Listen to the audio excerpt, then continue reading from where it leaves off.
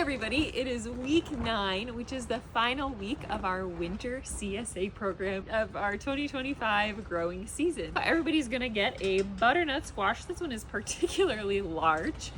These are great. You guys are all probably pretty familiar with the butternut squash by now. We've had a lot of these this winter. They're super dense squash. They have a tiny little seed cavity and have a lot of squash in them. So they can be used for multiple meals, multiple different dishes. If you don't use the whole thing in one go, I would recommend putting the half that you don't use in a container, wrapping it up in a little bag, and then keeping it in your fridge until you use the rest of it. It would last for probably 2 weeks in your fridge, kind of wrapped up nicely. But a great squash for baking. I like to make butternut squash bread, great for putting in soups, but you can also cube it up and make it into a sort of French fry or a hash. Very versatile squash, nutty and sweet. Then we also had daikon radishes for everybody. These are these super vibrant, lovely radishes.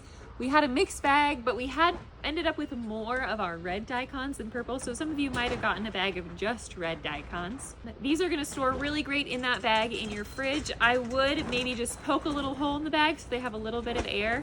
These will last for a while in your fridge. If you're gonna leave them in there for more than a couple weeks, I just check on them every once in a while, and maybe if you see one that's getting a little soft, eat that one up right away.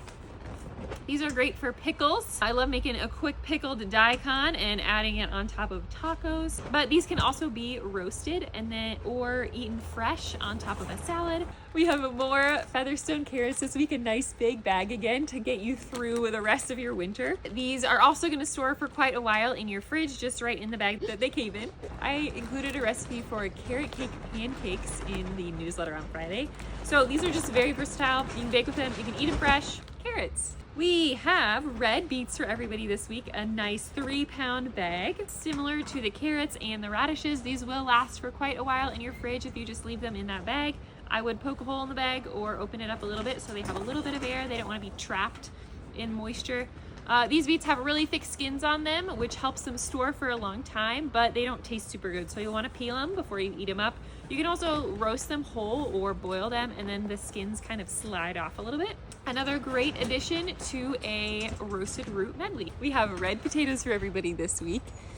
Red potatoes tend to be a little bit softer than yellow potatoes. I really like red potatoes in soups as well as boiled, or you could cube them up and roast them, make a little hash. These are coming in a paper bag. That's a great place for them to live. I would store them in your fridge if you want to keep them for a while. I would just not store them next to any fruits in your fridge, because anything that produces ethylene will cause them to start growing in your refrigerator. We also have sweet potatoes from Springdale Farm in Wisconsin this week.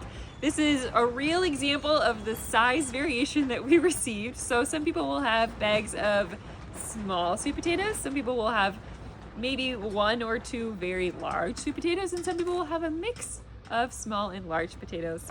If you don't use the whole potato at once, if you got one of these big ones, that's fine. Just keep it in your fridge in a sealed bag. It'll be okay for a couple days if you don't eat the whole thing all at once. And then finally, we also have some black beans from our farm partner at Meadowlark Farm and Mill. They're organic black beans grown in Wisconsin. They have information about them on the package. These can be prepared the way you might normally prepare dry beans. I've included some fun recipes in the newsletter. There is a note on the packaging that during their harvest this year, they grew really great beans, but they saw a lot more foreign material. So just make sure that you pick through your beans, give them a rinse before you soak them. There's information about that on the back of the package. That's everything for this week. Thank you guys so much for being a part of our Winter CSA program. Our summer CSA signups are now open this week. Thanks for your ongoing support, and we'll see you next season.